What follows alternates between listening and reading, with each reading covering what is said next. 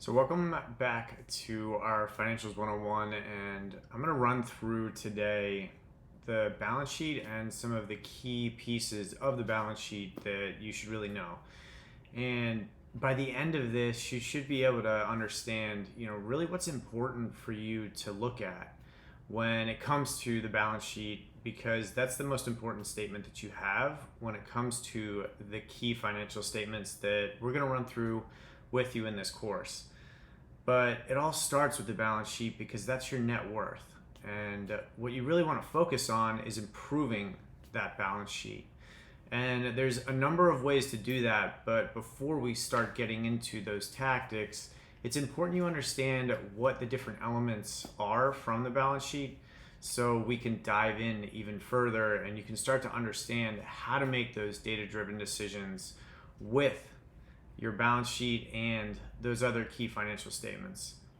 So right now I'm going to go into our app right here and we'll run through some of this at a high level and then we'll get into a more deeper dive as the course progresses. So check it out. I'm just going to flip over here to our nifty little balance sheet. And what you're going to see is we actually have all of our current assets listed up at the top. So we have accounts receivable, which is something that you can turn into cash pretty quickly because it's cash that's already owed to you from your clients. But then also, I run into a lot of companies, and sometimes this might not be part of your industry, but what kind of inventory do you have? Right? Every company utilizes some sort of inventory, whether that's a fixed asset that you purchase, like you might be a marketing company, right? And you use your computers for, actually producing that product or service. So when it comes to inventory, it is important that you do understand how does inventory play into your specific industry. And what we do here in order to make sure that we are getting the correct calculations is we're inputting the beginning inventory that we have from the prior period. So in this case, that would be December 31st of 2021. But then we want to actually look at, all right, what was the ending inventory? And in this case, there was no inventory sold. So that all goes into your cost of goods sold, which, we're going to deep dive into this even further with you as we get through the key financial statements. But it's definitely important that you understand how does inventory relate to your specific industry. And I see this a lot with use cases of, say, rental companies and machinery. They do a capital expenditure to purchase what would be machinery that they use to produce that product or service. And if it's a rental company, then anything that's in active production that you're renting out would actually go into your inventory. But if you have things on the back end, say that are equipment that needs maintenance, those things would then go into your fixed assets until you can utilize them to produce those products or services.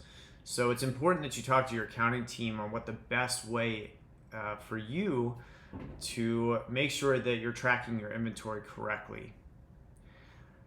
But then we go into our current assets. And what we mean by current is anything within 12 months. So when you see current on your balance sheet, that means anything that you can turn into cash within 12 months, but also additionally, anything that you may owe within in that 12-month period that goes down into your current liabilities, which you see down here.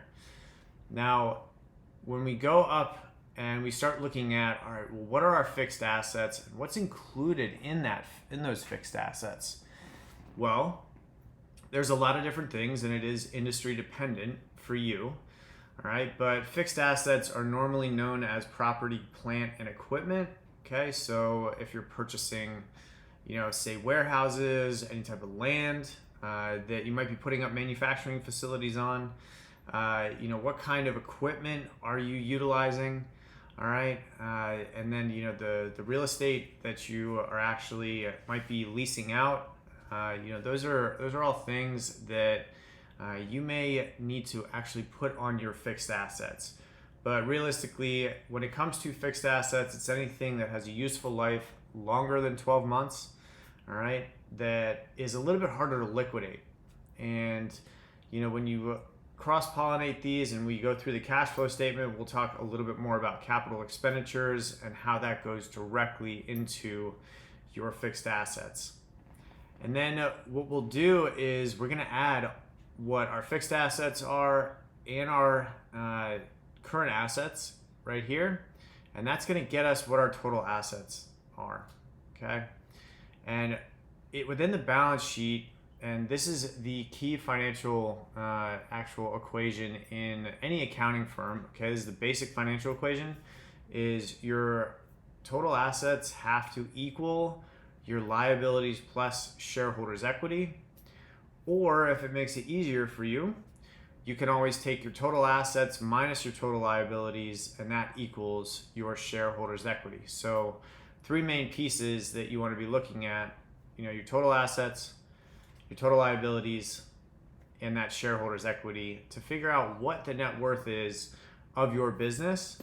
And it's really, really key and important that you do understand that. We've also listed out on this balance sheet a couple of other really important things. So you see the accounts payable that are here. That's a current liability. Those are things that are owed within that 12-month period. All right. I see a lot of companies that are actually missing, hey, do we have any salaries payable? Do we have any deferred, vacation time that we may owe? And how are we accounting for that rather than just getting to the end of the year and trying to number crunch? Because what I've seen is closing the books is a lot harder when you're reconciling at the end of the year as opposed to reconciling on a month-to-month basis. But what about your interest? Now, this is interest on anything that you have from long-term loans, lines of credit, auto payments, and the interest on those loans. So you want to be paying attention to what is your interest payable. Are you deferring that interest out? Okay. And, that's also can become a tax write-off for you. So interest isn't necessarily a bad thing, but you definitely need to make sure that you can make your minimum payments and you're not totally over-inflating or getting yourself into a situation where you're paying high interest. Credit cards is a great example of that, but if you know how to play the credit card game, there are plenty of tactics that can help you with that. Now, when it comes to sales tax payable, that's always something that gets deferred. All right. So if your company makes more than $500 a month, you're going to have to pay monthly sales tax. And sometimes that means that, if you forget in 1 month, but inside of QuickBooks, it's going to tell you exactly how much that sales tax that is payable. And then you might have franchise taxes that are also deferred that you pay on a quarterly basis. And what do those look like? So, the key is to getting accurate on what's happening within your business. What are you going to owe? What things do you need to be aware of? And what are the current 12 months really looking like for you?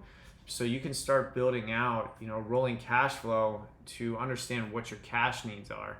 And we'll go even further deeper into that as this course goes on. But finally, looking at, our long-term liabilities, what kind of loans do you have? Okay, those are really important to understand. So if you have a lifetime loan of 30 years or 15 years, maybe that's a personal loan, maybe that's a business loan, maybe it's mortgages on whatever assets that you've purchased for that property, plant, and equipment. Those things are all going to go underneath your long-term liabilities. And finally, when we add all this up, so we take the long-term liabilities plus our current liabilities, okay, and that's going to give us what our total liabilities are. And then finally, like I said, right, when we take those total assets minus the total liabilities, we're going to see what the shareholders' equity is for that period. And just so you're aware, okay, every single time that you pull these statements, all right, the balance sheet is a snapshot in a given period of time. So when you are looking at month-to-month relationships, it's important that you understand that this is a snapshot of where you were on January 31st of 2022, and every period after that, that's the snapshot. And you can see how the equity has gone up, has gone down, and then we can start to evaluate the trends within the business so we can understand how to get to better business health. And if you have any questions on this, please make sure that you drop them in the comments. We're here to help you guys. But this is how to, from a high level, make sure that you understand how to read that key financial statement, that balance sheet, which is the most important financial statement that you have.